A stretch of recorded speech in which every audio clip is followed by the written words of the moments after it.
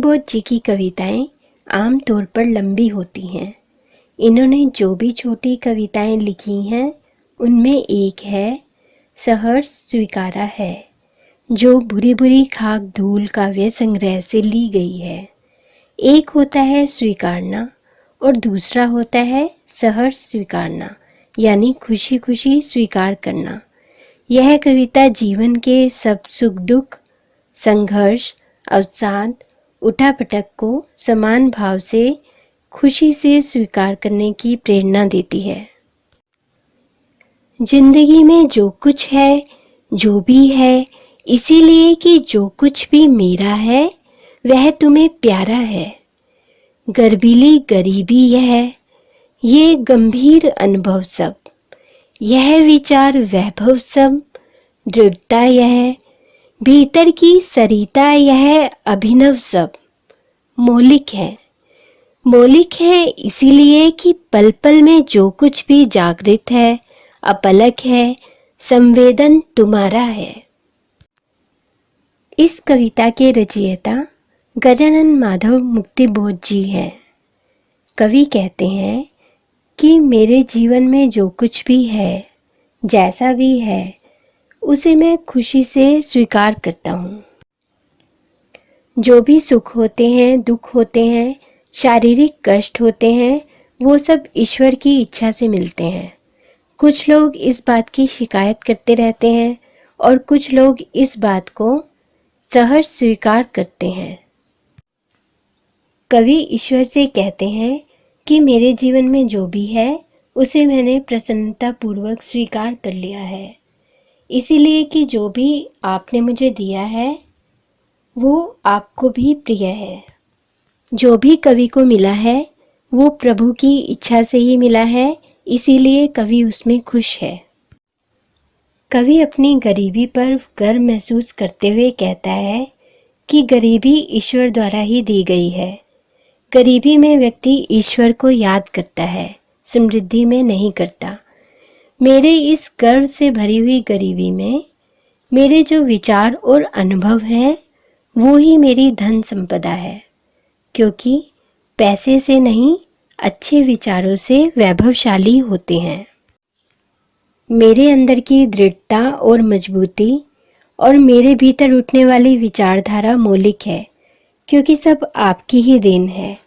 इनकी मौलिकता का कारण यह है कि मेरे जीवन में हर क्षण जो कुछ घटता है, जो कुछ जागृत है, जो मेरी उपलब्धि है, वह सब कुछ आपकी ही प्रेरणा से हुई है। जाने क्या रिश्ता है, जाने क्या नाता है, जितना भी उड़ेलता हूँ भर भर फिर आता है। दिल में क्या झरना है, मीठे पानी का सोता है, भीतर वह ऊपर तुम, मुस्काता चांद जो धरती पर रात भर, मुझ पर त्यों तुम्हारा ही खिलता वह चेहरा है।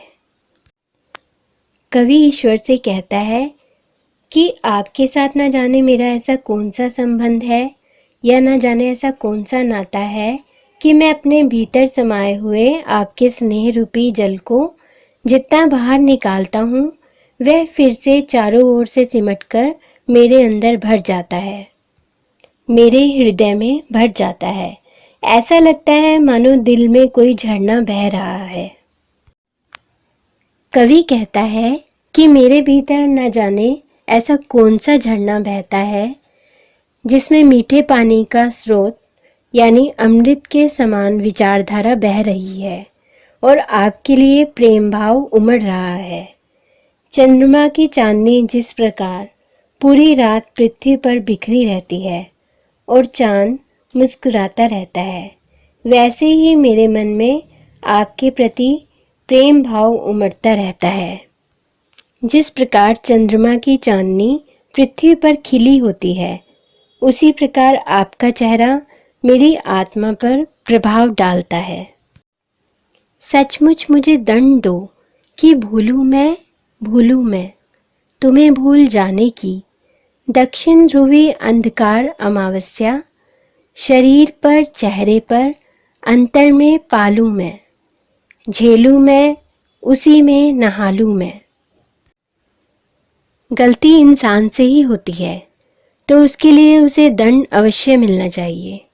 कवि ईश्वर से प्रार्थना करता है कि सचमुच मुझे दंड दीजिए कि जो आपको भूल जाने की मैंने गलती की है, जो मैंने भूल की है, मैं उस गलती को भूल जाना चाहता हूँ। कवि ध्रुव तारे का उदाहरण देते हुए कहते हैं कि मुझे इतना कष्ट दीजिए कि अंधेरी रात्रि में दक्षिण दिशा में निकलने वाला ध्रुव तारा जैसे उसका जीवन कष्ट में था, मेरे अंतर मन में भी उन कष्टों को डालो प्रभु, ताकि उनको मैं झेलूं और उनमें इतना लिप्त हो जाऊं कि मुझे अपनी गलती का एहसास हो और मैं दोबारा उस गलती को दोहराने की भूल न करूं। इसीलिए कि तुमसे ही परिवेटित आच्छादित रहने का रमणीय यह उजेला अब सहा नहीं जाता है, नहीं सहा जाता है। ममता के बदल की मांडराती कोमलता भीतर पिरती है, कमजोर और अक्षम अब हो गई है आत्मा यह, छटपटाती छाती को भवितव्यता डराती है, बहलाती सहलाती आत्मीयता बर्दाश्त नहीं होती है। कवि कहता है कि ईश्वर से उसे इतना अधिक स्नेह मिल रहा है कि उस स्नेह के उजाले ने उसे घेर लिया है। यह उजाला अब उसके लिए असहनीय हो गया है। ईश्वर की ममता या स्नेह रूपी बादल की कोमलता सदैव उसके भीतर मंडराती रहती है। यही कोमल ममता उसके हृदय को पीड़ा पहुंचाती है। इसके कारण उसकी आत्मा बहुत कमजोर और असमर्थ हो गई है। उसे भविष्य में होने वाली अनहोनी से डर लगने लगा है। कवि कहता है कि भविष्य में क्या होगा यह सोचकर मैं डरने लग जाता हूँ। यदि मुझे भविष्य में कभी ईश्वर से अलग होना पड़ा तो मैं अपना अस्तित्व कैसे बचाए रखूँगा। अब उसे उनका बहलाना, सहलाना और रह रहकर अपनापन जताना सहन नहीं होता है। वह आत्मनिर्भर बनना चाहता है।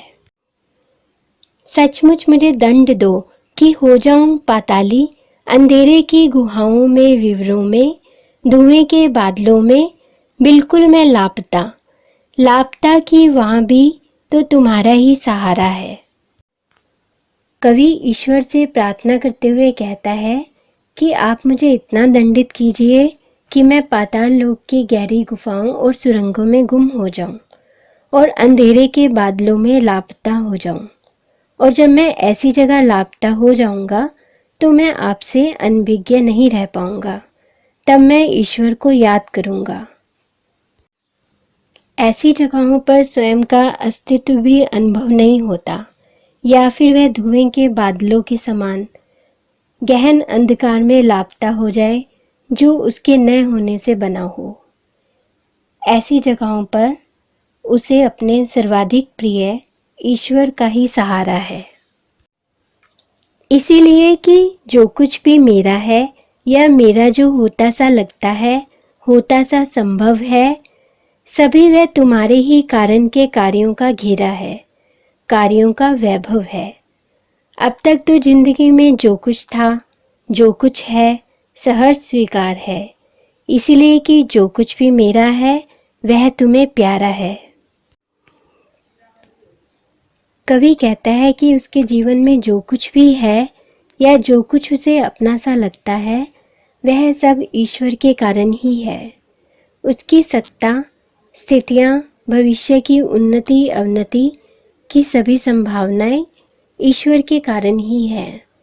कवि का हर्ष, विषाद, उन्नति अवनति सदा उनसे संबंधित है। कवि ने हर सुख दुख, सफलता असफलता को प्रसन्नतापूर्वक इसीलिए स्वीकार किया है क्योंकि ईश्वर ने उन सबको अपना माना है। वे कवि के जीवन से पूरी तरह से जुड़े हुए हैं।